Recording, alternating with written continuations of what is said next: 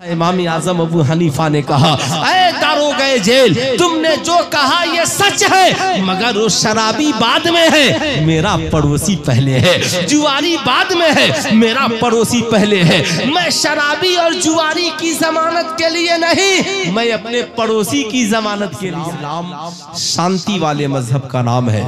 इस्लाम का माना ही है शांति, इस्लाम का माना ही है प्रेम, इस्लाम का माना है मोहब्बत। जहां इस्लाम है वहां सलामती है, जहां बदअमनी है वहां देखकर ये न सोचिएगा कि साहब यहाँ पर इस्लाम है। कोई जरूरी नहीं जिसका नाम मुसलमान हो उसका किरदार भी मुसलमान हो, ये कोई जरूरी नहीं जिसका खानदान मुसलमान हो उसका करेक्टर भी मुसलमान हो, ये कोई जरूरी नहीं जो मुसलमानों के घर में पैदा हुआ उसकी जिंदगी में इस्लामिक माहौल भी हो। इसलिए साहब याद रखिएगा, इस्लाम पे जो अमल करता है शांति का पैगाम देता है, अमन का पैगाम देता है, भाईचारे का पैगाम देता है।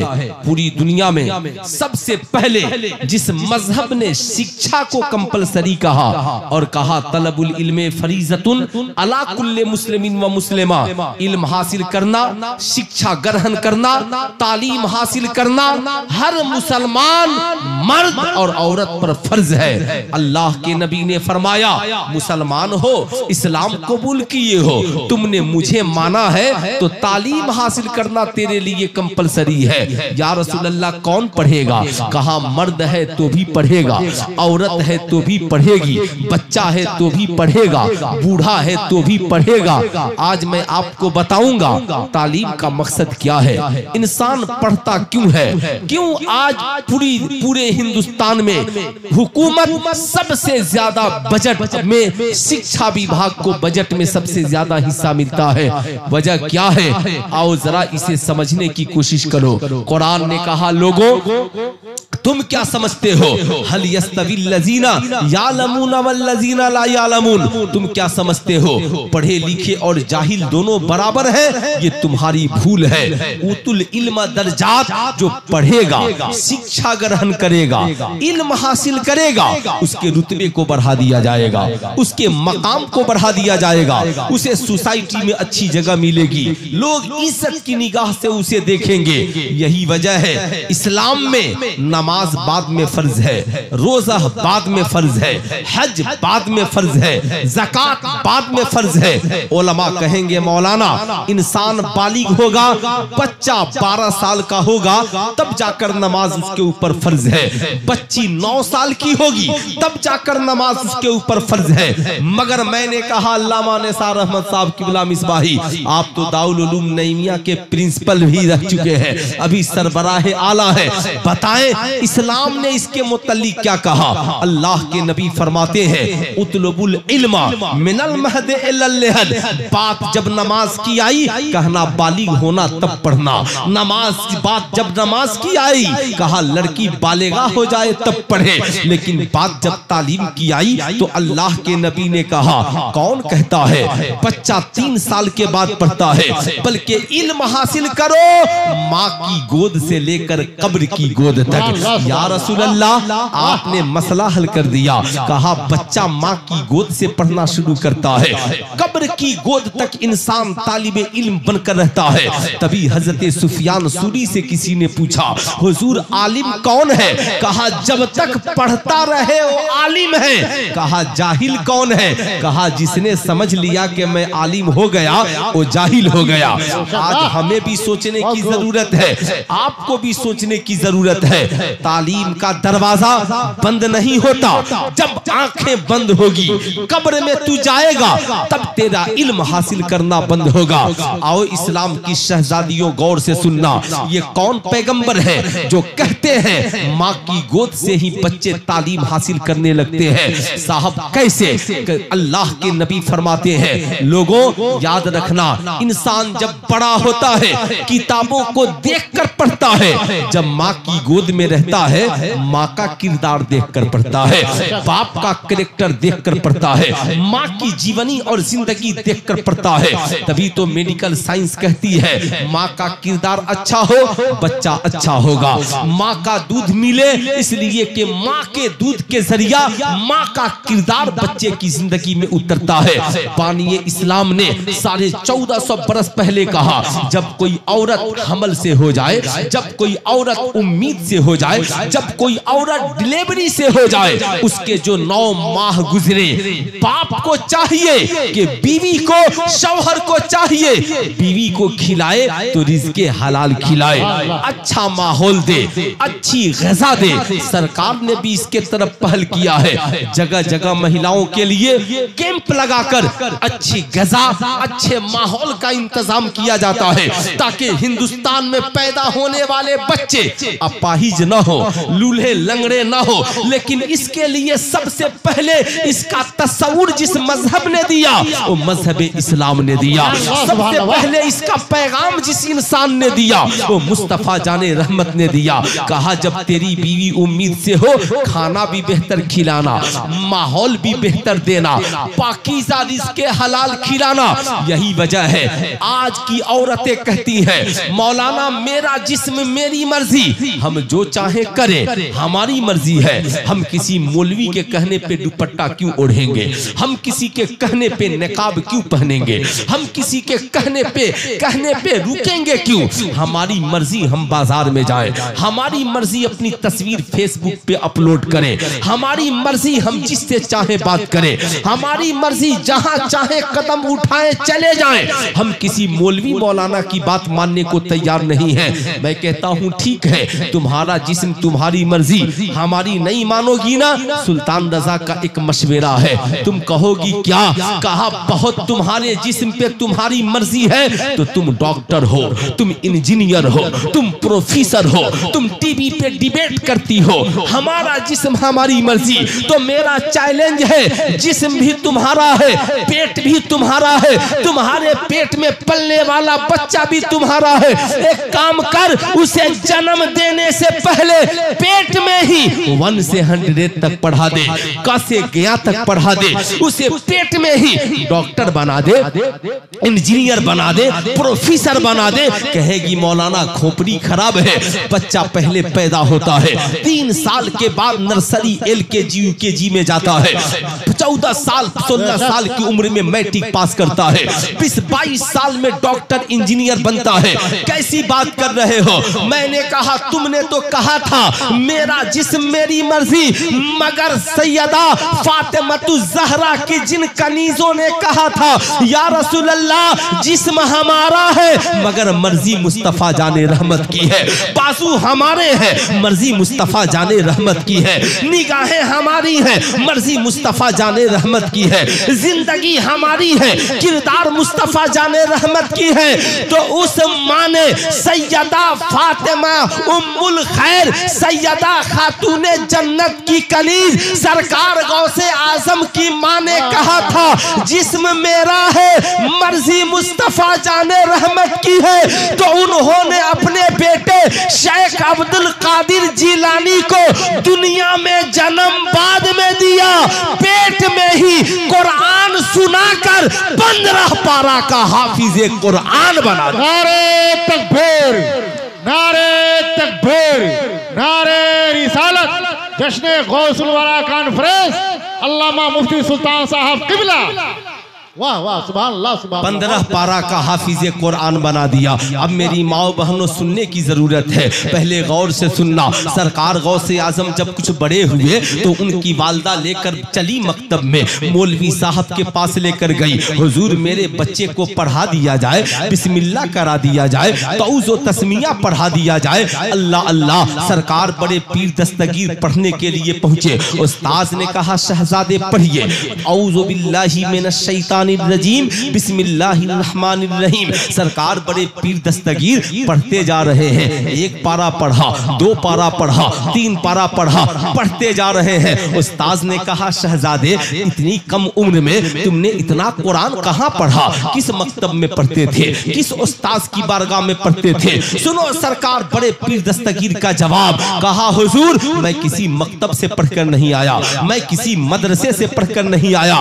मैं जब अपनी माँ की पेट में था मेरी माँ रोजाना कुरान की तिलावत किया करती थी और मैं उसे सुनकर याद कर लिया करता था। इसलिए मेरी माओ बहनों आज के जलसे से पैगाम लेकर जा, तू 9 माह तेरा बेटा तेरी बेटी पेट में तेरे साथ सफर करती है। तू चाहे तो उसे गाना सुनाए, तू चाहे तो उसे फिल्म सुनाए, तू चाहे तो उसे ड्रामा सुनाए, तू चाहे तो उसे नाच सुनाए, तेरी मर्जी। तू चाहे तो उसे कुरान सुनाए, मगर याद रखना नाच सुनाएगी नाचने वाला बनेगा, गाना सुनाएगी गाने वाला बनेगा, मूवीज फिल्में सुनाएगी फिल्म देखने वाला बनेगा।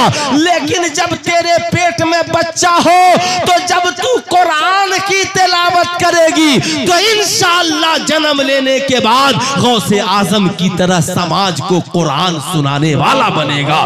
फैसला तुझे करना है, बनना कैसे है, बनाना कैसे है। आइए मैं आपको बताना चाहूंगा क्यों तुम तेरा बेटा जवान होता है तो तावीज के लिए दौड़ती है। शराबी हो गया है, मौलवी साहब तावीज लिख दीजिए शराब छूट जाए। जुआरी हो गया है, तावीज लिख दीजिए जुआ छूट जाए। सुल्तान रजा कहना चाहेगा तेरा बेटा जब छोटा ही होना तभी उसे इतना बाकिरदार बना दे ताकि बचपन में जान जाए शराब पीना हराम है, जना करना हराम है, जुआ खेलना हराम है, रिश्वत लेना हराम है, सूद खाना हराम है, बड़ों का अदब जरूरी है, माँ के कदमों के नीचे जन्नत है और बाप जन्नतुल फिरदौस का दरवाजा है। समाज में जीवित और जिंदा रहना मेरे लाल तो खाने से पहले पड़ोसियों का ख्याल रखना। या रसूल अल्लाह पड़ोसी कौन है? कहा सामने खड़े हो जाओ, 40 घर आगे, 40 घर पीछे, 40 घर दाएं, 40 घर बाएं बाएं,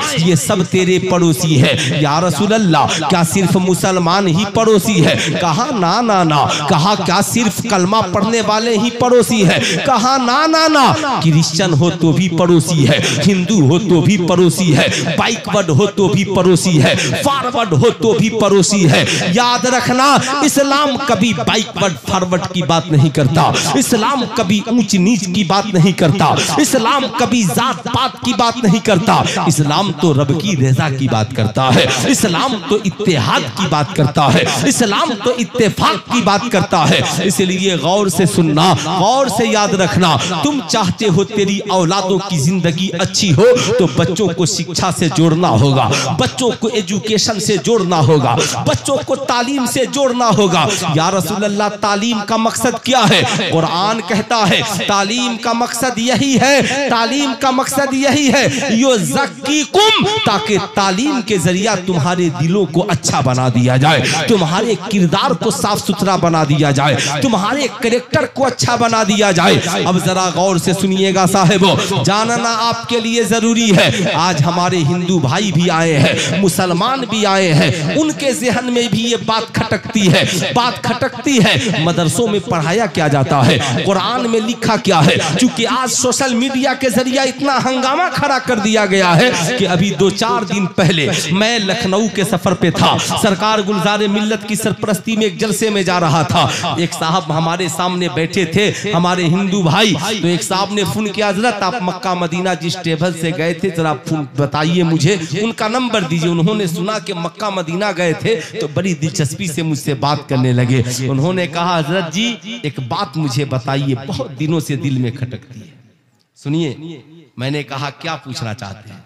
हजरत सोशल मीडिया पर और यूट्यूब पे दिखाया जाता है कि काबे के अंदर जो है कि शिवलिंग मौजूद है।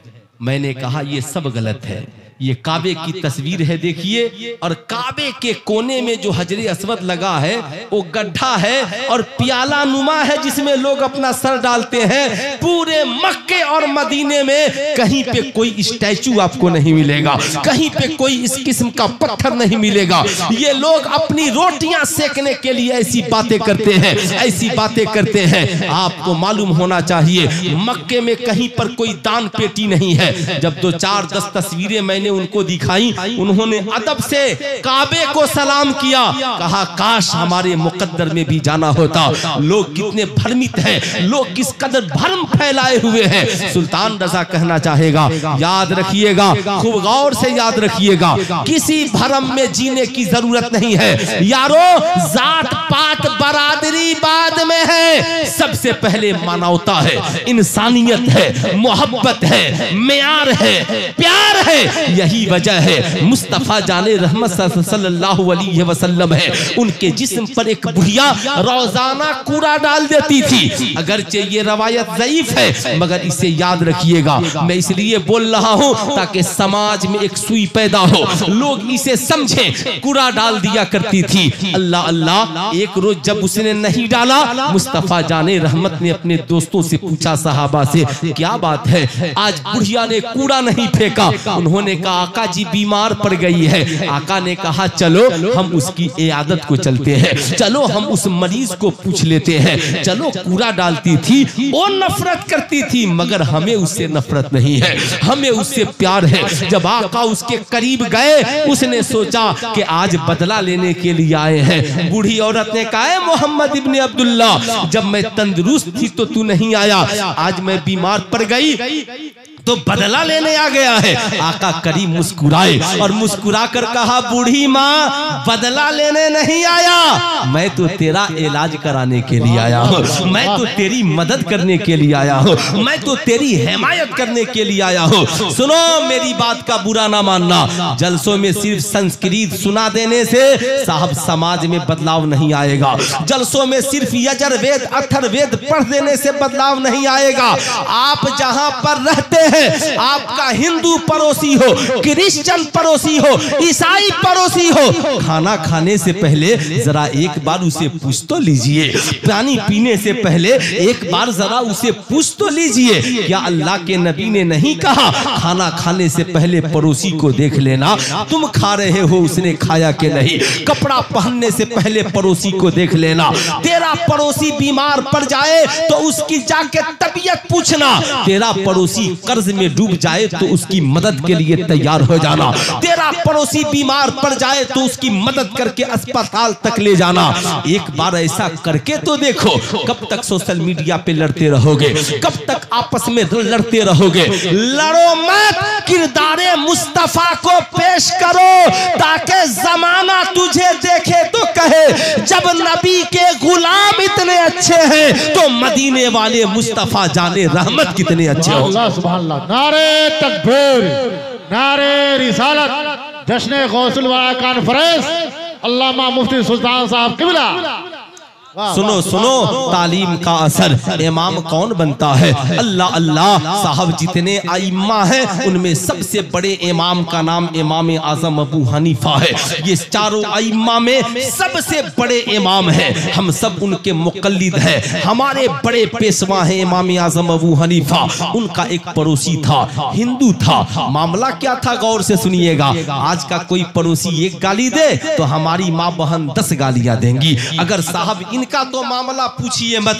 पहले माँ की शुरुआत, सुबह की शुरुआत कुरान की तिलावत से होती थी, अब इनकी जिंदगी की शुरुआत गालियों से होती है। पहले इनकी रातें साहब जब रात होती थी तो बूढ़ी माँ कहती थी अरे जरा कुरान पढ़ करके सोया करो। क्यों साहब? हजरत अबू बकर सिद्दीक कहते हैं जब तुम सोने के लिए जाओ लेटो तो कम से कम कुरान की 2-3 आयतें पढ़ लिया करो। कुरान की कुछ, लेकिन ये आयतें क्या पढ़ेंगी साहब? साहब इन्हें शिकवा शिकायत से फुर्सत नहीं है, इन्हें साहब जमाने की रंगरलिया से फुर्सत नहीं है। सुनो, आज तुम्हें फुर्सत नहीं है ना, बचपन में तूने बच्चों के लिए वक्त नहीं निकाला तो तेरा भी भयानक बुढ़ापा होगा।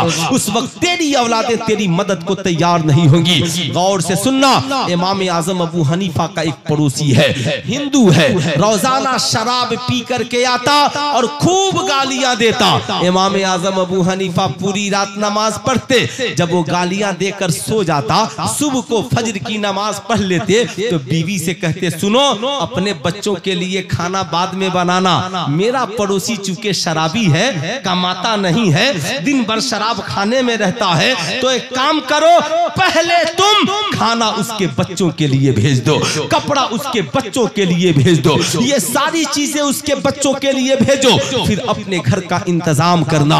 अल्लाह अल्लाह, बहुत बड़ी बड़ी शख्सियतें यहाँ तशरीफ ले आई हैं। मौलाना फिरोज साहब बैठे हैं, मौलाना अबुल कलाम साहब हैं, मौलाना जुनेद साहब हैं। माशाअल्लाह स्टेज अहले इल्म से भरा हुआ है। अगर ये लोग है ना थोड़ा सा इधर उधर कर दे तो ऐसे कितने स्टेज पैदा हो जाएंगे, है ना।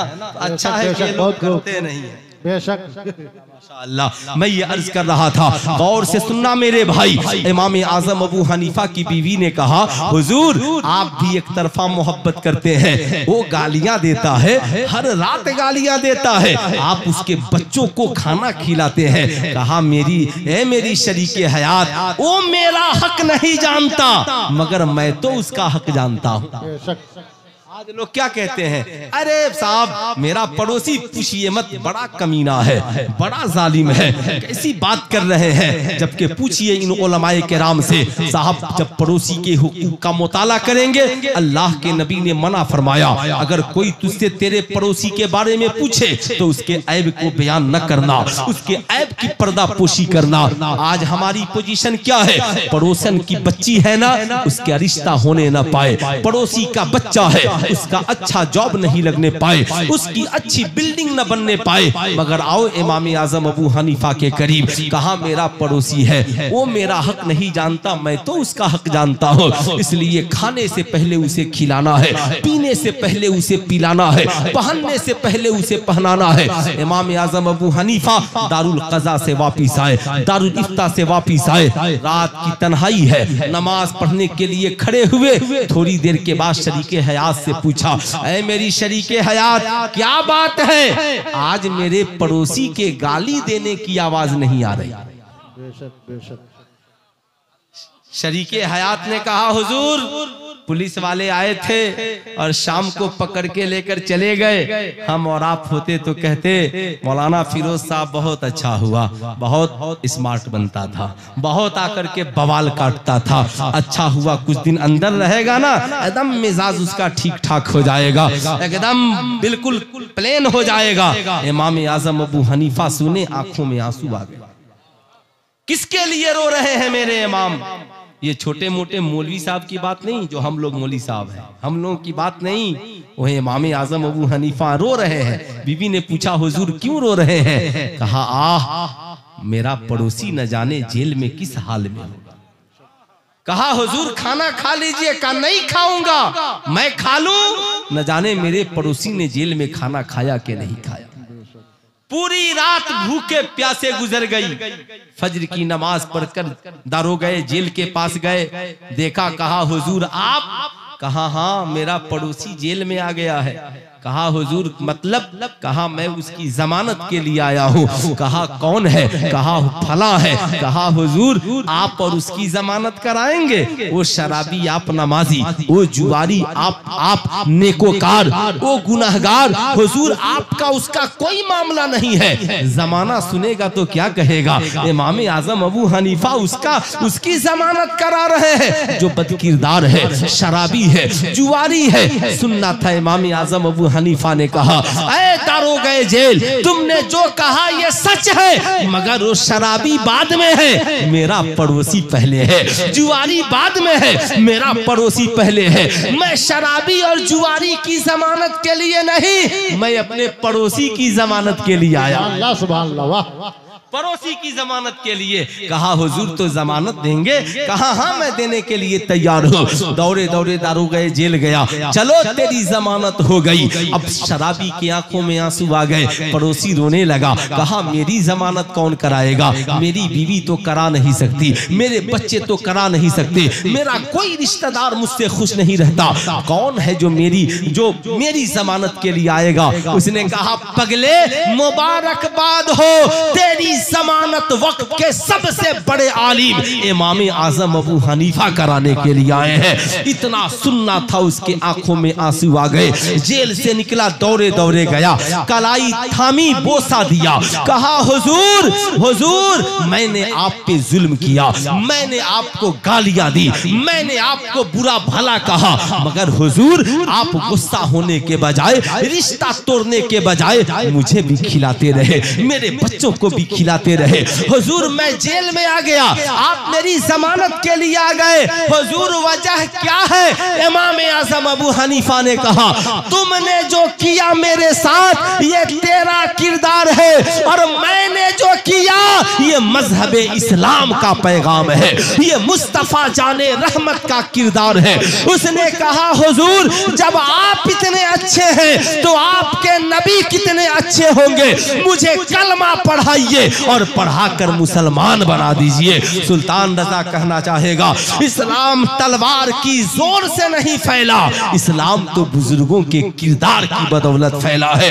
इसलिए सिर्फ नारा लगाने से दिन जिंदा नहीं होगा, मस्जिदों के लंबे मीनारे बनाने से जिंदा नहीं होगा, बल्कि किरदार को ऊंचा करना होगा, इखलाक को आला करना होगा, कैरेक्टर को अच्छा बनाना होगा, खुद अच्छे माहौल में जीना होगा, जमाने को एहसास दिलाना होगा।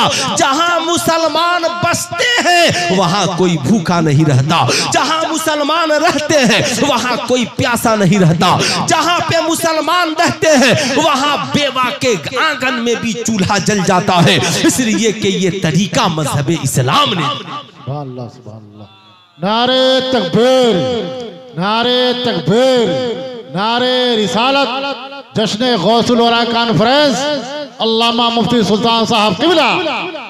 तो इल्म का मकसद यही है, इल्म का मकसद ये है समाज में अच्छाई आए, इल्म का मकसद ये है पढ़ने वाला बाकिरदार हो जाए, इल्म का मकसद ये है पढ़ने वाला इमाम आजम अबू हनीफा की तरफ बाइखलाक हो जाए। बुरा ना मानिएगा, डॉक्टर हो और शाम को पीकर मस्त हो जाता हो, इंजीनियर हो शाम को जुआ खेलने में लग जाता हो, बुरा ना मानिएगा। हमारे मुल्क की बेटियां हो कॉलेज में शिक्षा हासिल करने गई हो और सिगरेट पी रही हो, हमारी मुल्क की बेटियां कॉलेज में पढ़ने गई हो शराब की बोतलें पी रही हो, आने के बाद बाप पूछे तेरे साथ ये लड़का कौन था, कहे चुप वो मेरा बॉयफ्रेंड था। तेरा क्या जाता है? जब शिक्षा इसका नाम दे दिया जाए, तालीम इसका नाम दे दिया जाए, बुरा ना मानिएगा। लोग मदरसे में आते कहते अरे मौलवी साहब जरा मैथ भी पढ़ाइए, जरा हिंदी भी पढ़ाइए, जरा इंग्लिश भी पढ़ाइए। मैं आपको एक ऐसे आलिम से मिलाता हूँ इसी सारण कमिश्नरी में जो मैथ भी जानता है, जो हिंदी भी जानता है, जो इंग्लिश भी जानता है, जो उर्दू भी जानता है, जो फारसी भी जानता है, जो अरबी भी जानता है। साहब हर फन में माहिर है, मदरसे से पढ़ा, सारे ओलूम उसके पास है, जिसे मौलाना निसार अहमद मिसबाही कहते हैं। मैं आपसे पूछना चाहता हूँ लेकिन आप मुझे कॉलेज में लेकर चलिए, एक ऐसे लड़के से हमें मिलाइए जिसका इखलाक भी अच्छा हो, जिसका किरदार भी अच्छा हो, उर्दू भी जानता हो, अरबी भी जानता हो, हिंदी भी जानता हो, कुरान भी जानता हो, हदीस भी जानता हो। आप कहेंगे मौलाना नहीं। साहब याद रखिएगा, मैं कहता हूं बेशक मदरसों में हिंदी भी पढ़ाओ, इंग्लिश भी पढ़ाओ, मैथ भी पढ़ाओ, लेकिन मदरसे में कितने परसेंट बच्चे पढ़ते हैं यार? अपनी कौम के कितने परसेंट बच्चे पढ़ते हैं? मौलाना फिरोज साहब को सबसे ज्यादा एहसास है कि ये तन्हा यहाँ साहब उस बंजर जमीन पे इदारा चलाते हैं साहब, मदरसा गौसिया तेगिया पटराही शरीफ, माशाअल्लाह ये अजीमुशान इदारे चल रहे हैं। लेकिन आप जरा ईमानदारी से बताइए इस मदरसे में आपके कितने बच्चे पढ़ते हैं? 1% बच्चे भी इस कौम के मदरसे में नहीं पढ़ते, मगर 1% के पीछे डॉक्टर भी पढ़ा है, इंजीनियर भी पढ़ा है, प्रोफेसर भी पढ़ा है, हुकूमत भी पढ़ी है, पीएम साहब भी पढ़े हैं, एसपी साहब भी पढ़े हैं, शिक्षा विभाग भी पढ़ा हुआ है। इस 1% को संभालो। 99% लड़के कॉलेज में शराबी बने, नो प्रॉब्लम, जुआरी बने, नो प्रॉब्लम, बलात्कारी बने, नो प्रॉब्लम, अपराधी बने, नो प्रॉब्लम। कॉलेज में बम चल जाए कोई बात नहीं, कॉलेज में बारूद बिछ जाए कोई बात नहीं, कॉलेज में किसी की बेटी की इज्जत लूट जाए कोई बात नहीं। सुल्तान रजा कहना चाहेगा मदरसे का हिसाब लेने वालों, कभी तुम कॉलेजों का भी हिसाब लो, कभी तुम स्कूलों का भी हिसाब लो। जाकर पूछो कॉलेज के प्रिंसिपल से, प्रिंसिपल साहब मेरी बेटी जब घर में थी बहुत आदर भाव से रहती थी, सर से दुपट्टा नहीं सरकता था, बाबूजी के पांव को चूमती थी, माँ का कहा मानती थी, बड़े बुजुर्गों का अदब करती थी, मगर जब से उसने कॉलेज में कदम रखा है माँ की ममता को भूल गई है, बाप के प्यार को भूल गई है, दादाजी को बाय बाय कह दिया है। अब तो बॉयफ्रेंड लेकर के घूमती है, शराब के नशे में मस्त हो जाती है, सिगरेट पीती है, धूम्रपान का प्रयोग करती है, सेल्फी लेती है, मूवीज और गंदी फिल्में देखती है, न जाने उसकी रातें कहां कहां गुजरती है। मेरी बेटी इतना आवारा कैसे हो गई? मेरा बेटा पढ़ने में ठीक था, कॉलेज में जाने के बाद जुआरी कैसे बन गया? तमचा बंदूक रखने वाला कैसे बन गया? बम बारूद चलाने वाला कैसे बन गया? कॉलेज का प्रोफेसर कहेगा चले जाओ, हम इंजीनियरिंग का सिलेबस पढ़ाते हैं, किरदार नहीं पढ़ाते, हम सिलेबस पढ़ाते हैं, करेक्टर नहीं पढ़ाते। मगर वही आपका बच्चा जब मदरसे में पढ़ने आता है तो सिलेबस भी पढ़कर जाता है, किरदारे मुस्तफा भी सीख कर जाता है, अखलाके मुस्तफा भी सीख करके जाता है। तन्हा मदरसा गौसिया तेगिया का पढ़ने वाला एक हाफिज कुरान जब यहाँ से हाफिज बनकर जाता है तो आपकी जामे मस्जिद में खड़े होकर तकरीर करता है, ऐ बस्ती वालों शराब न पीना, ऐ बस्ती वालों जुआ न खेलना, ऐ कौम की बेटियों जना न करना, ऐ कौम के बच्चों माँ का अदब करना, माँ के कदमों के नीचे जन्नत है, बाप को न झिड़कना, तेरा बाप जन्नत का दरवाजा है, सूद न खाना, जना न करना, सुन झूठ न बोलना, चुगलखोरी न करना, अच्छा इंसान बन करके जीना। अब एक बच्चा मदरसा गौसिया तेगिया का पूरे गांव को बाअदब बना रहा है, दीन सिखा रहा है, मगर उसी गांव के 99% बेटे और बेटियां समाज के लिए दर्दे सर है। अब उनके लिए कोई प्रोटोकॉल नहीं, जब चाहा खड़े होकर पेशाब कर लिया, जब चाहा घर में टीवी का रिमोट दबा दिया, जब चाहा शराब पी ली, जब चाहा ऑर्केस्ट्रा देख लिया, जब चाहा गाना गा लिया। सुल्तान रजा पूछना चाहता है बताओ 1% को संवारना जरूरी है या इस 99% को सुधारना जरूरी है? तो बताओ ईमानदारी से किसे सुधारना जरूरी है? 99% बोला लोग कुछ किसको सुधारना जरूरी है? 99%। जरा हाथ उठाकर बोलिए कितने परसेंट को सुधारना जरूरी है? 99%। मैं वो खतीब नहीं ऑपरेशन करके तड़पता हुआ छोड़ दूं, इसका इलाज भी लेकर जाइए, टेंशन लेने की जरूरत नहीं है। यही जमीन है, सुधार यही होगा, यही जमीन है, यही संवारा जाएगा। हम समाज में किसी बेटी को शराबी नहीं बनने देंगे, हम हिंदुस्तान की किसी बेटी को लिविंग रिलेशनशिप में नहीं जाने देंगे, हम हिंदुस्तान के किसी नौजवान को जुआरी और अपराधी नहीं बनने देंगे। आप कहेंगे मौलाना सुधारा कैसे जाएगा? कहा बचपन का जो 3 साल होता है ना, 3 साल से 5 साल की उम्र तक इसे तुम मदरसों के हवाले करो। हर बेटा मदरसे में पढ़े, हर बेटी मदरसे में पढ़े। मदर टेरेसा के नाम पर प्ले स्कूल में न भेजो, इमानुअल के नाम पर प्ले स्कूल में न भेजो, डॉन बॉस्को के नाम पर प्ले स्कूल में न भेजो। उसी पैसे को जमा करो और अपने मदरसे में 3 VIP कमरे बनाओ।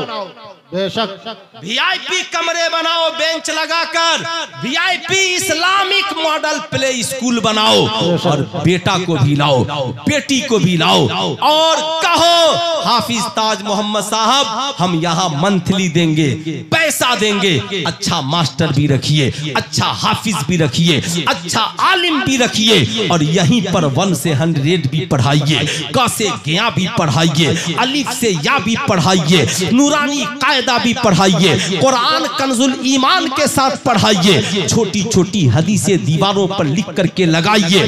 बचपन में ही इन बेटे और बेटियों को शराब की बोतल की तस्वीर बनाकर लिखिए, शराब पीना हराम है, जना करना हराम है, ताश के पत्तों को हाथ में लेकर के लिखिए वहां पर, जुआ खेलना हराम है, माँ के कदमों के नीचे जन्नत है, बाप जन्नत का दरवाजा है, जहेज की सामान की तस्वीर लगाकर लिखिए, शादी ब्याह में जहेज मांगना हराम है। जब ये छोटे छोटे बच्चों के ज़हन में बचपन में ही ये सारी बातें बैठ जाएंगी, अब जब वो नर्सरी LKG UKG के साथ कुरान नाज़रा पढ़कर 1 में एडमिशन लेगा 6 साल की उम्र में, जब मैट्रिक करेगा, इंटर करेगा, BA करेगा, कॉलेज का कोई आवारा लड़का उससे कहेगा चलो आज शराब की पार्टी करते हैं, कहेगा ना ना ना, मैं स्कूल में आने से पहले मदरसे में पढ़ने गया था, वहां मौलवी साहब ने बताया था शराब पीना हराम है, मैं दूध तो पी सकता हूँ, मैं शरबत तो पी सकता हूँ, मैं पानी तो पी सकता हूँ, मैं पेप्सी कोको कोला तो पी सकता हूँ, लेकिन कभी शराब नहीं पी सकता, न मैं पी सकता, न मेरे कॉलेज के लड़के पी सकते हैं। कहेगा तुझे मेरी दोस्ती का वास्ता, कहना तू मेरा दोस्त बाद में है, मैं मुस्तफा जाने रहमत का गुलाम पहले हूँ, ना हम शराब पीने वाले हैं ना शराब पिलाने वाले। नारे तकबीर, नारे तकबीर, नारे रिसालत, जश्न गौसुल वरा कॉन्फ्रेंस, अल्लामा मुफ्ती सुल्तान साहब किबला। तेरा दोस्त कहेगा एक वक्त की बात है, एक घूंट की बात है, एक जाम की बात है, कहना ना ना ना, शराब पीने से अक्ल खत्म हो जाती है, शराबी भूल जाता है माँ कौन है, बहन कौन है, भाई कौन है और सगाई कौन है, अच्छा क्या है बुरा क्या है। इसलिए शराब तमाम बुराइयों की जड़ है, कभी शराब के करीब ना जाना। कहेगा क्यों, कहा किसी का मर्डर करना हो लोग शराब पिला देते हैं, माज़अल्लाह किसी बहन की किसी बेटी की इज्जत लूटनी हो उसका बॉयफ्रेंड नशीली शराब भरी गोलियां पिला देता है। सुल्तान रजा कहना चाहेगा याद रखना, तुम चाहते हो कि तेरी दुनिया भी बची रहे और तेरी इज्जत भी बची रहे, तो तेरे पास नबी के किरदार के अलावा कोई रास्ता नहीं है, नबी की सीरत के अलावा कोई रास्ता नहीं है। इसलिए मदरसों में मुतालबा करने वालों के सब ये पढ़ाई होनी चाहिए, कॉलेजों में भी मुतालबा करो। आप इंजीनियर बनाओ सही है, आप डॉक्टर बनाओ सही है, आप कल्पना चावला को पढ़ाते हो सही है, आप सुनीता विलियम को पढ़ाते हो ठीक है, आप गांधी जी को पढ़ाते हो ठीक है, आप भीमराव अंबेडकर को पढ़ाते हो ठीक है, सबकी जीवनी पढ़ाओ, मगर सबसे पहले जिसकी जिंदगी को पढ़कर बेटियां भी नेक हो जाएं, बेटे भी नेक हो जाएं, उस मुस्तफा जाने रहमत की जीवनी और जिंदगी को। नारे तकबीर, नारे रिसालत, जश्न गौसुल वरा कॉन्फ्रेंस, अल्लामा मुफ्ती सुल्तान साहब किबला। वाह सुभान अल्लाह, सुभान अल्लाह। क्या कोई बाप चाहेगा उसका बेटा शराब पिए? अरे बोलिए, कोई बाप चाहेगा उसका बेटा शराब पिए? कोई माँ चाहेगी उसका बेटा शराब पिए? कोई माँ चाहेगी उसकी बेटी घर से भाग जाए? कोई बाप चाहेगा उसकी बेटी घर से भाग जाए? कितने नौजवान हैं जो अपने माँ बाप की मोहब्बत में आज वादा करें कि इंशाअल्लाह हम जिंदगी में कभी शराब नहीं पिएंगे।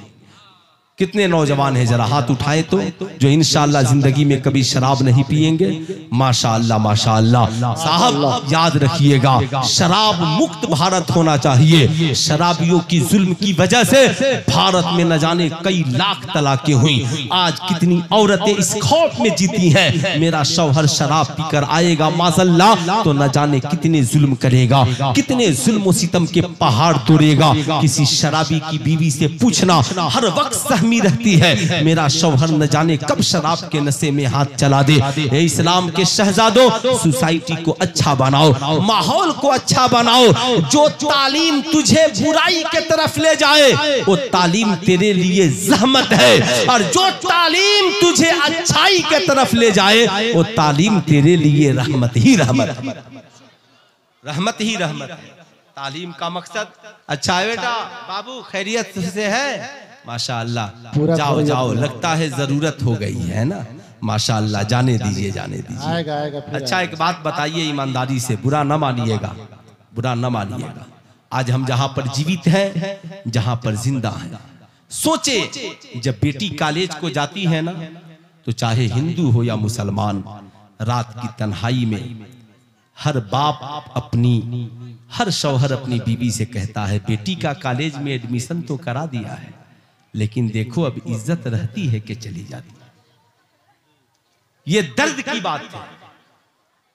मां कहती है फिक्र न करो मेरी बेटी वैसी नहीं है, कहता है न पढ़ाऊं तो शादी नहीं होगी, अब पढ़ाने को भेजूं तो कब इज्जत खतरे में पड़ जाए कोई नहीं जानता। अब सवाल ये उठता है कि आपके पास इसका क्या प्रोटोकॉल है?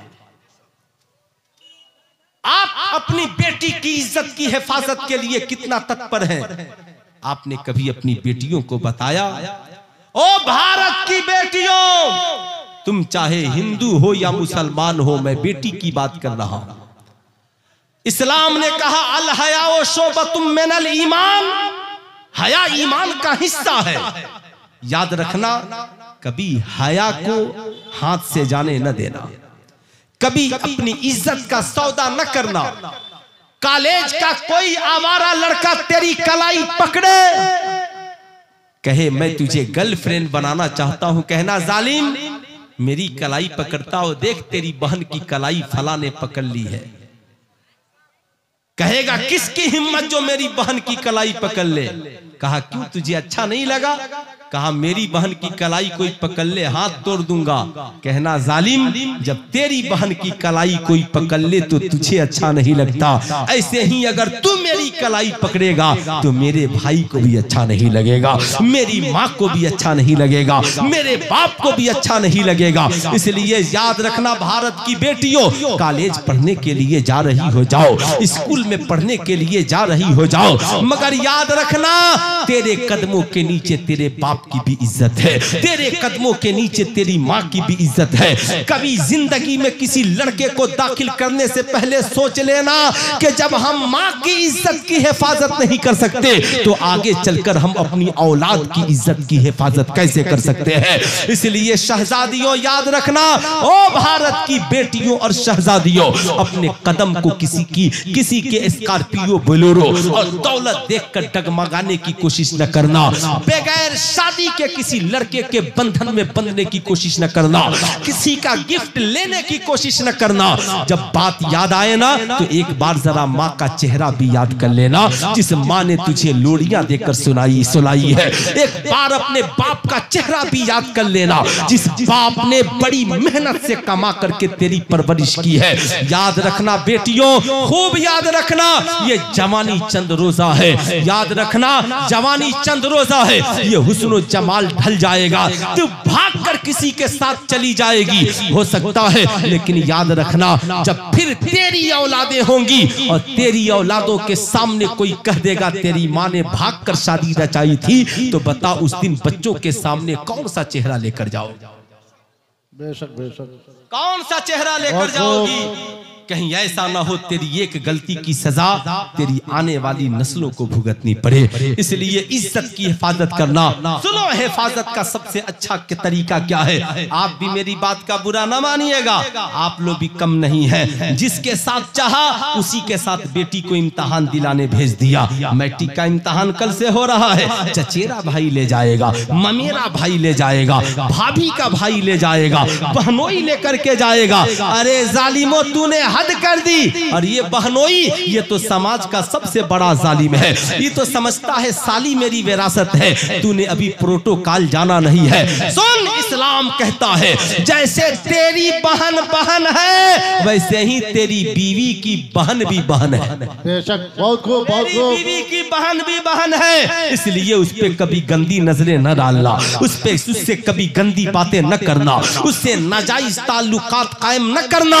इस्लाम ने इसे मना फरमाया। इस्लाम ने इसीलिए कहा कि तेरी बेटी जाएगी, सबके साथ नहीं जाएगी, उसके साथ जाएगी जिससे उसका निकाह हराम है। अगर तुझे भेजना इम्तिहान दिलाने तो बताओ, बेटी पैदा तूने किया है तो बेटी की अगर इज्जत जाएगी तो किसकी जाएगी? माँ बाप की जाएगी ना। मुकद्दमा लिखाने कौन जाएगा? तुम जाओगे। तो आज जब बेटी इम्तिहान देने जा रही है तो किराए पे दामाद को बुलाने की जरूरत नहीं है, किराए पे बहू के भाई को बुलाने की जरूरत नहीं है, किराए पे समाज के किसी रिश्तेदार को बुलाने की जरूरत नहीं है। अरे तू माँ है तो लेके जा, तू बाप है तो लेकर के जा, तू अपने साथ लेकर के जा ताकि बेटी की हिफाजत हो। सुनो, इस्लाम का तरीका क्या है? मुस्तफा जाने रहमत सल्लल्लाहु अलैहि वसल्लम तशरीफ फरमा है। हम सब की अम्मी जान हजरत उम्मे सलमा भी बैठी है, हजरत मैमूना भी बैठी हैं। गौर से सुनना, ये हम सब की माँ है, वो माएँ जिनकी पाकीज़गी के बारे में क्या कहना। हजरत अब्दुल्ला इब्ने मक्तूम नाबीना अंधे साहबी रसूल हैं, चले आ रहे हैं। आका करीम की नजर पड़ी, कहा बीवियों घर के अंदर चली जाओ। उम्मे सलमा ने कहा हुजूर क्यों? कहा अब्दुल्ला इब्ने मक्तूम आ रहे हैं। उन्होंने कहा हुजूर अब्दुल्ला इब्ने मक्तूम को दिखाई नहीं देता, वो नाबीना है। सुनो मेरे आका ने क्या कहा? कहा बात सच है, अब्दुल्ला इब्ने मक्तूम अंधे हैं मगर तुम तो अंधी नहीं हो। क्या कहा? तुम तो अंधी नहीं हो। जैसे मर्द के लिए औरत का देखना ठीक नहीं, ऐसे ही औरत के लिए भी मर्द का देखना ठीक नहीं है। इसलिए शहजादियों, फेसबुक पे तस्वीरें अपलोड न करना, व्हाट्सएप पे तस्वीरें न डालना, साहब किसी के गिफ्ट को कबूल न करना। याद रखना, अपनी इज्जत की हिफाजत करना।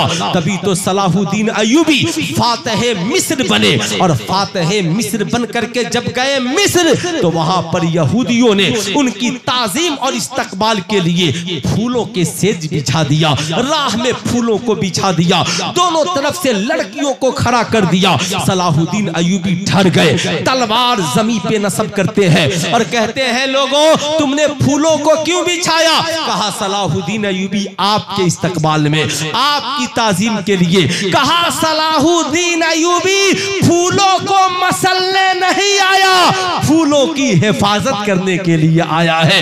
ऐ कौम भारत के नौजवानों, आज के जलसे से तुझे वादा करके जाना है। एक नौजवान आका की बारगाह में पहुंचा, माज़अल्लाह अर्ज करता है या रसूल अल्लाह जना की इजाजत चाहिए। इतना सुनना था, सहाबा नाराज हो गए। आका ने कहा ठहरो, इंसान गलत नहीं था, गलत माहौल ने इसे गलत बना दिया है, गलत लोगों ने इसे गलत बना दिया है, ठहरो। आका ने करीब बुलाया, उसके सीने पे हाथ को रखा और रख करके कहा बता तू क्या कह रहा था? कहा फला की बेटी के साथ जना करना चाहता हूँ। आका ने कहा जो काम तू फला की बहन के साथ करना चाहता है, क्या तू ये काम अपनी बहन के साथ कर सकता है? इतना सुनना था, जमीन कांप गई, उसका कलेजा दहल गया। कहा हुजूर मैं माफी का तलबगार हूँ, ये काम अपनी बहन के साथ नहीं कर सकता। सुनो आका ने क्या कहा, ऐ नौजवान जो काम तू अपनी बहन के साथ नहीं कर सकता,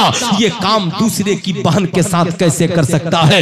इसलिए सुन, जैसे तेरी बहन बहन है वैसे ही दूसरे की बहन भी बहन है, जैसे जैसे तू अपनी बहन की इज्जत की हिफाजत करता है, वैसे ही आज के बाद दूसरों की बहू बेटियों की भी इज्जत की हिफाजत करना। ऐ मेरी कौम के नौजवानों, ऐ भारत के दयालु नौजवानों, सुनो, आज के बाद कॉलेज जाना, ट्यूशन सेंटर जाना, बाजार में जाना, किसी की बेटियों पे निगाह न डालना, निगाहें नीची रखना, दूसरा निगाह डाले तो उसकी इज्जत की हिफाजत करने वाला बन जाना। तभी तो डॉक्टर इकबाल ने कहा, ओ अंधेरा ही भला था कि कदम राह पर थे, रोशनी लाई है मंजिल से बहुत दूर हमें। बताओ कितने नौजवान हो जो आज के जलसे में वादा करते हो कि हम आज के बाद भारत के बहू बेटियों की इज्जत की हिफाजत करेंगे? कितने नौजवान हैं, जरा हाथ उठाए तो। माशाअल्लाह सारे करेंगे, बहुत नेक लोग हैं। इरादा तो कम से कम कीजिए, इंशाअल्लाह नेकी का इरादा करना नेकी है, लेकिन बदी का इरादा करना बदी नहीं है जब तक के गुनाह नहीं कर ले। इसलिए नेकी का इरादा कीजिए। हिंदू हैं या मुसलमान, आप सब हाथ उठाकर बोलिए कि इंशाअल्लाह हम लोग अपनी भी बेटियों की इज्जत की हिफाजत करेंगे और भारत की हर बेटी की इज्जत की हिफाजत करेंगे। जरा हाथ उठा करके बताइए कितने लोग करेंगे? माशाअल्लाह सारे लोग करेंगे, बड़े अच्छे लोग हैं। इसलिए आज लोग कहते हैं जलसा कराने से क्या होता है। मैं कहूंगा इन मदरसों को आप मजबूत कीजिए, इन्हें कमजोर न कीजिए। आज लोग कहते हैं अजीब अजब तरह की बातें करते हैं। मैं आपसे पूछना चाहता हूँ, बुरा न मानिएगा, समाज में डॉक्टर बहुत हैं, इंजीनियर बहुत हैं। एक साहब से मेरा हो गया, समझे, कभी कभी हो ही जाता है। मैंने कहा कि साहब बहुत बिहारियों से चिढ़ते हो, अगर बिहारी नहीं होते तो भारत आजाद नहीं होता। बेशक नहीं होता, भारत आजाद नहीं होता। कहा वहां साहब क्यों? मैंने कहा जब गांधी जी को कोई नहीं पूछा और किसी ने जमीन नहीं दी, देखिएगा हिंदुस्तान का मुस्तकबिल खतरे में है। लेकिन पूरे हिंदुस्तानियों को सिर्फ गुजरातियों से लड़ना पड़ेगा इस मुल्क को आजाद कराने के लिए, है ना। आप भी कभी जाकर, मैं जामनगर गया हूँ, रिलायंस इंडस्ट्रीज देखा हूँ, मैंने वहां से पोरबंदर का सफर किया है, मैंने समंदर का किनारा भी देखा है। इसलिए कि मैं भी फकीर हूँ, झोला उठाऊंगा, समंदर में बैठूंगा, ऐसी जगह चला जाऊंगा कि कोई तलाश भी नहीं पाएगा। मिल जाइएगा, घबराइए, समझ रहे? ऐसी जगह चला जाऊंगा कोई तलाश नहीं पाएगा। मुल्क कहां जा रहा है? क्यों खामोश हो? क्यों हमारे बच्चे रोजी रोटी नहीं करे? पूरे भारत में रिलायंस का ही पेट्रोल पंप चलेगा, पूरे भारत में जियो का ही पेट्रोल पंप चलेगा, पूरे भारत में इन्हीं का मॉल खुलेगा, पूरे भारत में यही कारोबार करेंगे। और हमारे जो छोटे छोटे भाई जगह जगह पे छोटी छोटी दुकानें खोले हैं, ये ताला बंद करके इनकी गुलामी करेंगे। क्या इसी के लिए भगत सिंह कुर्बान हुए थे? क्या इसी के लिए सुभाष चंद्र बोस कुर्बान हुए थे? अगर इसी के लिए हुए थे तो आपको मुबारक हो। हम अल्लामा फजले हक खैराबादी वाले हैं, शहादत का जाम तो पी सकते हैं मगर साविरकर की तरह हम किसी को माफीनामा नहीं लिख सकते हैं। इसलिए याद रखिएगा, आने वाला दिन बहुत खतरनाक है, आपको जागना पड़ेगा। जागना नहीं जागिएगा अंजाम ठीक नहीं होगा। इसलिए याद रखिएगा साहब, मैंने कहा सुनो, गांधी जी को गुजरातियों ने जमीन नहीं दी, मराठियों ने जमीन नहीं दी, दिल्ली के जाटों ने जमीन नहीं दी। जब कहीं जमीन नहीं मिली तो उन्हें पटना के मौलाना मजहरुल हक याद आए। बेशक बेशक। अफ्रीका में साथ में पढ़ते थे, फोन किया, मौलाना जी कहाँ हैं? कहा पटना में हूँ। कहा मुल्क के हालात ठीक नहीं है, मिलजुल के मुल्क को आजाद कराना होगा, मुल्क गुलाम हो गया है। कहा ठीक है आजाद कराएंगे। कहा कोई जमीन मिलेगी जहां पे हम लोग मीटिंग करें? कहा टेंशन नहीं लीजिए, आइए हम जमीन भी देंगे, मीटिंग भी कराएंगे और आंदोलन की क्रांति भी बिहार से शुरू कराएंगे। याद रखिएगा, मौलाना मजहरुल हक साहब ने गांधी जी को बुलाया और पटना में सदाकत आश्रम, बेशक है ना, सदाकत उर्दू है और आश्रम हिंदी है। क्या कहा, है ना, माशाल्लाह उस्ताजुल हुफ्फाज हाफिज अयूब साहब किबला तशरीफ रखते हैं। साहब कहा याद रखना, हमें बांटने वालों बांटो मत, सदाकत आश्रम भारत की आजादी की निशानी, मौलाना मजहरुल हक की जमीन पे बनी हुई बिल्डिंग पटना में आज भी गवाही दे रही है, आज भी गवाही दे रही है। इसलिए हमें आतंकवाद कहने वालों, हमें अपराध कहने वालों, हमें शक की निगाहों से देखने वालों, अगर मौलाना मजहरुल हक वफादार नहीं होते तो ना आज तुम आजाद हुए होते, ना आज हम आजाद हुए होते। नारे तकबीर, नारे रिसालत, जश्न गौसुल वाला कॉन्फ्रेंस, अल्लामा मुफ्ती सुल्तान साहब किबला। वाह सुभान अल्लाह, सुभान अल्लाह, बेशक। इसलिए खूब याद रखिए, खूब याद रखिएगा। आज लोग कहते हैं फला डॉक्टर साहब है, फ्री में ये काम कर दिया। मैं कहता हूँ सुनो, याद रखना मेरे दोस्त, खूब गौर से याद रखना, आज तालीम भी जरूरी है, किरदार भी जरूरी है, बुरा न मानना। आज समाज में लाखों इंजीनियर है, लाखों डॉक्टर है, लेकिन किसी डॉक्टर ने कौम के बच्चों को फ्री में डॉक्टर बनाया? अरे बोलिए, बनाया? किसी मास्टर ने बच्चों को फ्री में मास्टर बनाया? नहीं, कोचिंग सेंटर है, साल भर का फी जमा कर दीजिए। मगर ये लोग, वाह वाह, ये जो बैठे हैं ये लोग, मैं इनकी जूतियों को अपने सर पे रखूं। हम वहां फिरोज साहब चाहे तो अभी रख दें, है ना, रखूं। कसम खुदा की, किसी डॉक्टर ने अपने बच्चों को, कौम के बच्चों को फ्री में डॉक्टर नहीं बनाया, मगर ये उलमाए कराम, ये हुफ़ाज़े कराम, हजरत अल्लामा नईमुद्दीन छपरावी अलैहि रहमतुल्लाह ने छपरा की सरजमी पर भीख मांगकर गली गली जाकर कौम के बच्चों, कौम के लाखों बच्चों को फ्री में इन उलमा ने हाफिज़े कुरान बनाया है, आलिमे दीन बनाया है, आपकी कौम मस्जिद का इमाम बनाया है। फिर भी आप कहते हैं मौलवी ने हमारे लिए क्या किया? अरे बोलिए, कहते कि नहीं कहते? मौलवी ने क्या किया है? कितने बच्चे हाफिज बने हजरत? 6। अरे बोल दीजिए ना सुभान अल्लाह। कितने बच्चे हाफिज बने हैं? अरे बोलिए। अच्छा ये बताइए, बुरा ना मानिएगा मेरी बात का, कुरान दुनिया की सबसे बड़ी किताब, सबसे अच्छी किताब, दुनिया में सबसे ज्यादा पढ़ी जाने वाली किताब का नाम कुरान, दुनिया की हर लाइब्रेरी में पाई जाने वाली किताब का नाम कुरान शरीफ, दुनिया के हर मुल्क में अपनी जबान में पढ़ी जाने वाली किताब का नाम है ना। कोई कुरान की जबान को बदल, कुरान अमेरिका में भी अरबी में है, कुरान अफ्रीका में भी अरबी में है, कुरान इंडिया में भी अरबी में है, कुरान पूरी दुनिया में जाओ अरबी में है, तर्जमे सब ने अपनी जबान में कर लिए। कुरान असल कल भी था, कुरान असल आज भी है।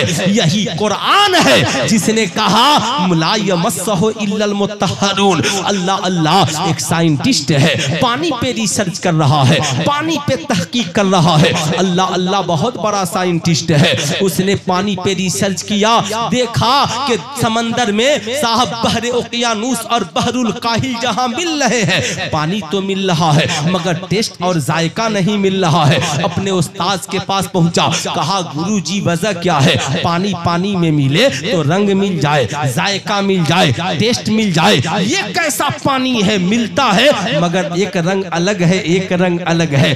बताइए इसके बारे में किस किताब में जिक्र है? कहा किसी किसी किताब में नहीं है। दुनिया में एक ही किताब है जिसका चैलेंज है तिबियानन लिकुल्ले शैइन, हर चीज का रोशन बयान कुरान के अंदर मौजूद है, कुरान के अंदर मौजूद है। अल्लाह अल्लाह कहा, तब कहा जाके कुरान पढ़ लो। वहां से साइंटिस्ट निकलता है, एक गरीब मुस्लिम दोस्त के घर पहुंचता है, दस्तक देता है, कैसे आना हुआ? अंदर गया, कहा जरा कुरान दो। कहा ठहरो ठहरो, कुरान दूंगा मगर ऐसे नहीं दूंगा, कुरान लेने का प्रोटोकॉल है। कहा क्या है? कहा कुरान लेने से पहले तुझे पाक होना होगा, अच्छा पाक लिबास पहनना होगा, जहां बैठ के पढ़ना है वो जगह भी पाक हो। कहा पाकी किसे कहते हैं? मैं नहीं जानता। कहा स्वच्छता को पाकी कहते हैं, सफाई अभियान का नाम पाकी है। कहा अच्छा, गुस्ल कराता है, कपड़ा पहनाता है, खुशबू लगाता है, सर पे रुमाल बांधता है,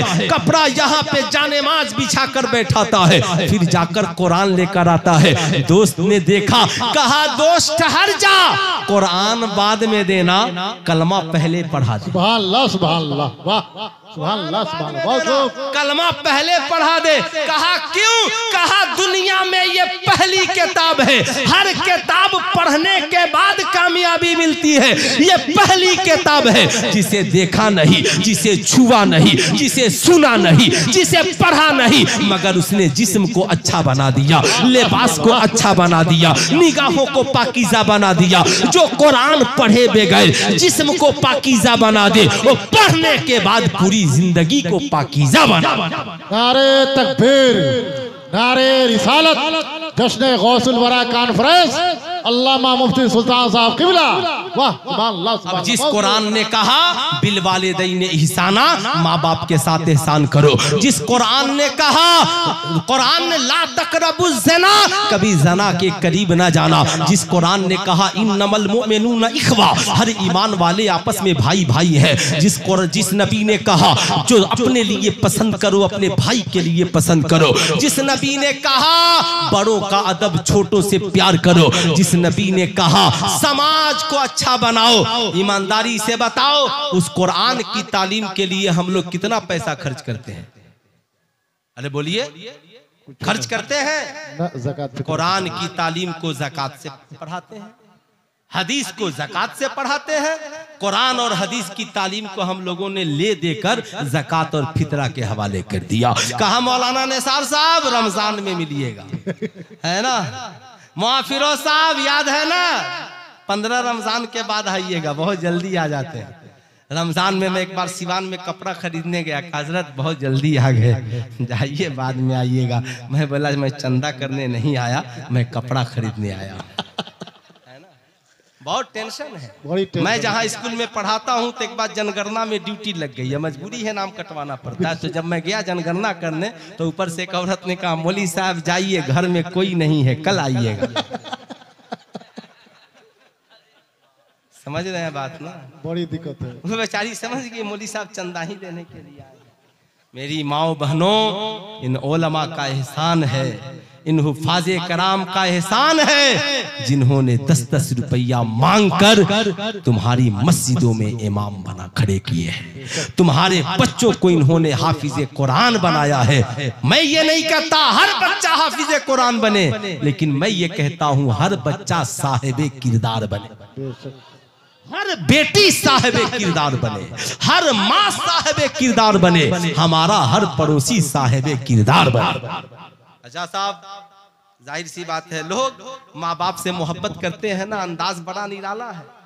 बाप जिंदा, प्रॉब्लम, फोन नहीं उठाएगा, बाप आईसीयू में है, माँ आईसीयू में है, लेकिन जो ही माँ मरी बाप आईसीयू से निकला, फौरन विदेश से 1 लाख का टिकट कटा के आ जाएगा। आने के बाद मौलाना निसार साहब इससे कहिए मेरे भाई से कीमती कफन बाप को दे, इसलिए कि जानता है ये गरीब है, पैसा कहां से लाएगा। दबाव बनाना शुरू करेगा, है ना, दबाव। भाई दबाव बनाना शुरू किया, गरीब भाई भी जलाल में आ गया। सुन, बाप बीमार था तो कौन था, तू था कि मैं था। माँ बीमार थी तो कौन था, तू था कि मैं था। बाप को हार्ट अटैक आया तो जबान के नीचे दवा कौन दिया था, मैं दिया था कि तू दिया था। तब कहता है मां निसार साहब, क्या मैं बेटा नहीं हूँ? मैं कहता हूँ किसने कहा पगले कि तू बेटा नहीं है, लेकिन कफन देने के वक्त तू बेटा है। जब बाप को दवा की जरूरत थी तो क्या तू उस वक्त बेटा नहीं था? जब तेरा बाप आईसीयू में था तो क्या तू उस वक्त बेटा नहीं था? जब तेरी माँ को दवा की जरूरत थी तो उस वक्त बेटा नहीं था। ओ कौम की बहुओं, तुम अपने शौहरों को माँ बाप की खिदमत से रोकती हो। खबरदार याद रखना, मरने के बाद कहती हो जनाजा में जा, वरना गांव वाले क्या कहेंगे, हिस्सा नहीं देंगे। शर्म नहीं आती है? तेरा शौहर तुझसे कहे माँ बाप को छोड़कर मुंबई रहने के लिए चल, कहना नहीं जाऊंगी। कहेगा क्यों? कहा जो बेटा माँ बाप का नहीं हो सकता वो जिंदगी में कभी बीवी और बच्चों का क्या होगा। बेशक बेशक। तो ये बताइए, कुरान की तालीम सिर्फ ज़कात फितरा से कीजिएगा या आप लोग अपना पैसा वैसा भी खर्च कीजिएगा? अरे बोलिए, खर्च करना चाहिए ना। अरे अभी मत दीजिए, मैं मांग नहीं रहा हूं, आप लोग टेंशन मत लीजिए, चंदा मैं आज नहीं करूंगा, हाल एकदम टेंशन फ्री रहिए। लेकिन इतना जरूर कहूंगा, जहां आप साल में 50,000 स्कूल में फी भरते हैं, कम से कम 10,000 कुरान की तालीम के लिए तो जरूर खर्च कीजिए। 6,000 कुरान की तालीम के लिए तो जरूर खर्च कीजिए। ज़कात फितरा से ऊपर उठिए, कुरान से प्यार कीजिए। क्या मालूम आपको कल अल्लाह रब्बुल इज्जत फरमाएगा, हाफिज़े कुरान, कुरान पढ़ता जा। माशाअल्लाह। नारे तकबीर, नारे रिसालत, जश्न गौसुल वाला कॉन्फ्रेंस। माशाअल्लाह। तालीम सिर्फ ज़कात फितरे से होगी या हमारी मेहनत की कमाई से होगी? तो कितने लोग मेहनत की कमाई कुरान की तालीम के लिए खर्च करेंगे? जरा हाथ उठाइए तो। अरे पूरा मजमा हाथ उठाइए ना जी, पूरा मजमा हाथ उठाइए। माशाअल्लाह। कोई ऐसा आदमी है जो मैं चंदा नहीं कर रहा हूँ, कुरान की तालीम के लिए पैसा खर्च करना चाहता हो? कितना खर्च करना चाहता है मैं भी देखना चाहता हूँ। एक आदमी चाहिए, मुझे इसकी कोई जरूरत नहीं है, देखना मैं भी चाहता हूँ, ट्राई मार करके देख लूं कि वाकई में आप लोग तैयार हैं। 5,000 रुपया आप देंगे कुरान की तालीम के लिए? नारे तकबीर, नारे रिसालत, जश्न गौसुल वाला कॉन्फ्रेंस। वाह सुभान अल्लाह, माशाअल्लाह। 5,000 रुपया। माशाअल्लाह। भाईजान ने 3,000 रुपया कुरान की तालीम के लिए दिया। माशाअल्लाह, कोई पाबंदी नहीं है। माशाअल्लाह। और कोई देगा? और कोई कुरान की तालीम के लिए देना चाहता है? माशाअल्लाह। आप देंगे? कितना देंगे?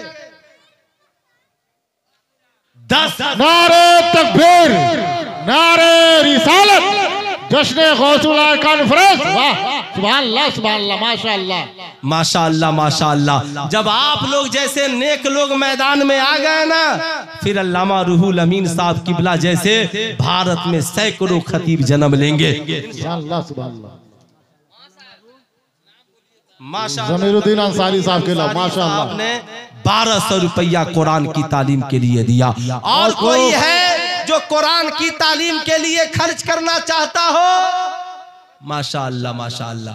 और कोई है जो कुरान की तालीम के लिए खर्च करना चाहता है? बस ये 3-4 ही लोग खर्च करना चाहते थे। बड़े नेक और अच्छे लोग हैं। 6 बच्चे हाफिजे कुरान हुए हैं। कम से कम 6 आदमी अगर 6-6 हजार भी आज देने को तैयार हो जाते तो गरीब नवाज की रूह खुश हो जाती। अरे नारे तकबीर, नारे रिसालत, सूफी आलमगीर साहब। सूफी आलमगीर साहब ये हज भी कर लिए जी। माशाअल्लाह, माशाअल्लाह, माशाअल्लाह। क्या बात है। 500 रुपया इन्होंने कुरान की तालीम के लिए दिया।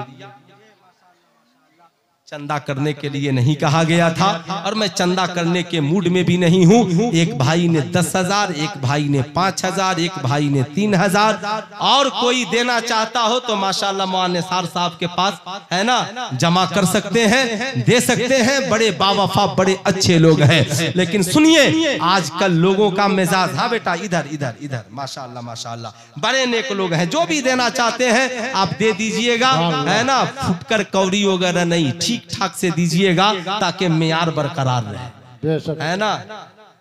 अच्छा 1011 उस बच्चे ने दिया है, माशाल्लाह माशाल्लाह बड़े नेक लोग हैं। ये देखिए ये बाबू के पास जितना था ना सब लेकर चला आया, है ना, माशाल्लाह माशाल्लाह। मेरे बाद बहुत अच्छी शायरी, बहुत अच्छी तकरीर सुनेंगे।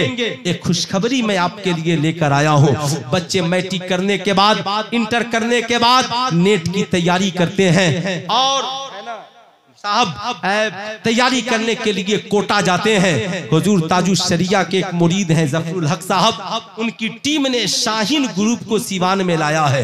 यहाँ पर जो बच्चे हाफिजे कुरान हैं, अगर ये नेट की पढ़ाई करना चाहते हैं तैयारी, तो इनके लिए आधा फी माफ है, आधा फी माफ है।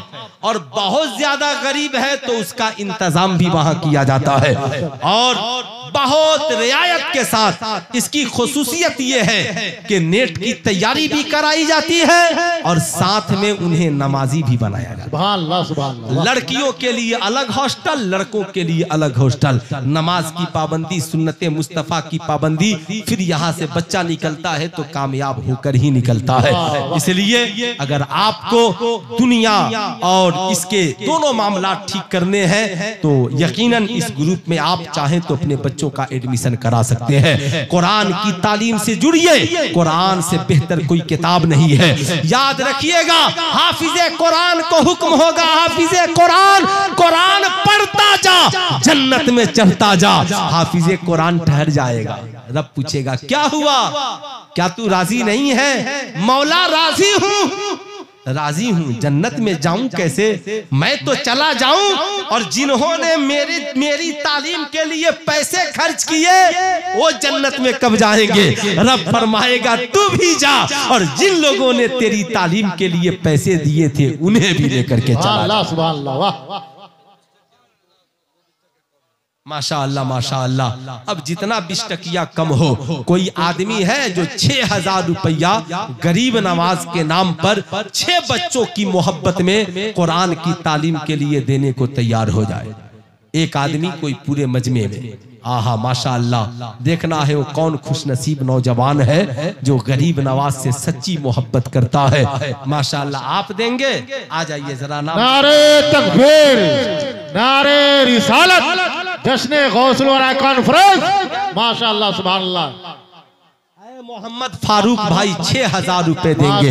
कोई दूसरा जवान है जो फारूक भाई की जोड़ी लगा दे और 6,000 रुपए कुरान की तालीम के लिए है। कोई दूसरा नौजवान पूरे मजमे में, बहुत वक्त बिल्कुल नहीं है, मैं भी जानते हैं ना माशाअल्लाह, एक नौजवान और पूरे मजमे में चाहिए। क्या करेगा कमा कर, क्या करेगा, क्या नाम?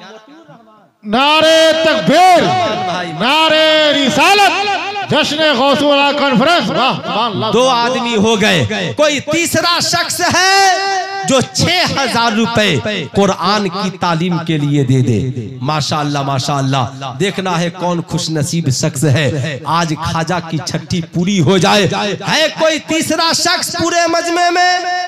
हमारी जवानी किस लिए है, हमारी कमाई किसके लिए है? उनसे पूछो जो चादर बेचकर न जाने क्या क्या कर रहे हैं। हम चादर बेचने वाले नहीं, बुजुर्गों की अजमत की हिफाजत करने वाले हैं, बुजुर्गों की तालीमात को आम करने वाले हैं।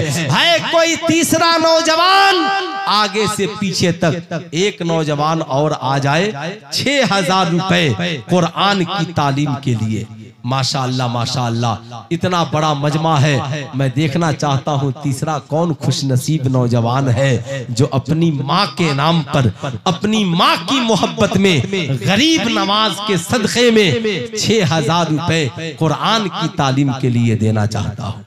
अल्लाह अल्लाह माशाअल्लाह। चलिए, बड़े नेक लोग हैं, ये मोहब्बत सलामत रहे, ये प्यार सलामत रहे। हाफिज ताज मोहम्मद साहब किबला की कोई ख्वाहिश ऐसी नहीं थी। मैं तो देखना चाहता था कि आप कुरान की तालीम के लिए कितना खर्च करना चाहते हैं। चाहिए बताइए, मदारिस अहले सुन्नत के लोग आपके घर चंदा लेने जाएंगे तो कहिएगा कि कल आइएगा या उसी दिन दे दीजिएगा। अरे बोलिए बोलिए, उसी दिन दीजिए। हजरत अली तो बाजार में चले जाते, कर्ज लेते और लेकर के दे देते।